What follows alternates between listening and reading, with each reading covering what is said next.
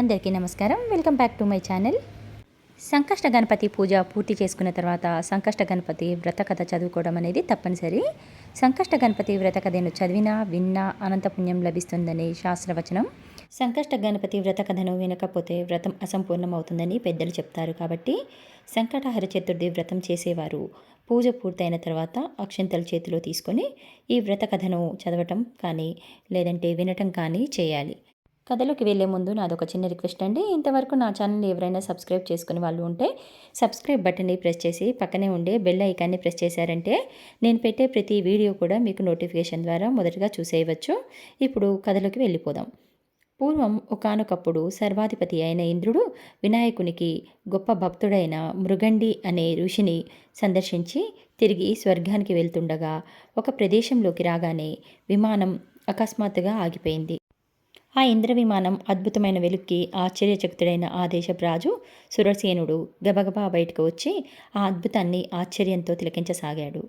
ఆ ప్రదేశంలో ఇంద్రుని చూసిన మహారాజు ఆనందంతో నమస్కరించాడు. మహారాజు ఇంద్రవిమానం అక్కడ ఆగటానికి గల కారణాలను అడగగా అప్పుడు ఇంద్రుడు సురసేనుడి రాజ్యంలో పాపాలు అధికంగా చేసిన వ్యక్తి యొక్క దృష్టి సోకి విమానం మార్గమధ్యంలో అర్ధాంతరంగా ఆగిందని చెప్పాడు.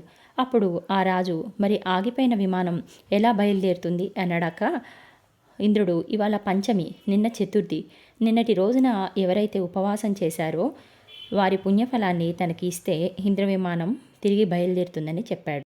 అప్పుడు సైనికులంతా చవితి ఉపవాసం చేసిన వారి కోసం రాజ్యమంతా తిరిగినా కూడా దురదృష్టవశాత్తు ఎవరూ దొరకలేదు. అదే సమయంలో వారికి గణేష దూత అయిన ఒకరు ఒక మరణించిన స్త్రీ శరీరాన్ని భుజంపై మోసుకొని గణేశుని లోకానికి తీసుకుపోవటం కనపడుతుంది. ఆ స్త్రీ తన జీవితకాలంలో ఎన్నో పాపాలు చేసింది. సైనికులు వెంటనే ఎంతో పాపాత్మురాలైన ఈ స్త్రీని ఎందుకు గణేశ లోకానికి తీసుకెళ్తున్నారని ప్రశ్నించగా దానికి ఆ గణేశ దూత నిన్నంతా ఈ స్త్రీ తెలుసో తెలియకో రోజంతా ఉపవాసం ఉంది. సంకష్ట చతుర్థి అని తెలియకుండానే ఆమె నిన్న పూర్తిగా ఆ భోజనంగా ఉండి ఆ చంద్రోదయం అయిన తర్వాత భోజనం చేసింది. ఇందువల్ల ఆమెకు తెలియకుండానే సంకష్ట చతుర్థి వ్రతం చేసిన పుణ్యఫలం దక్కింది.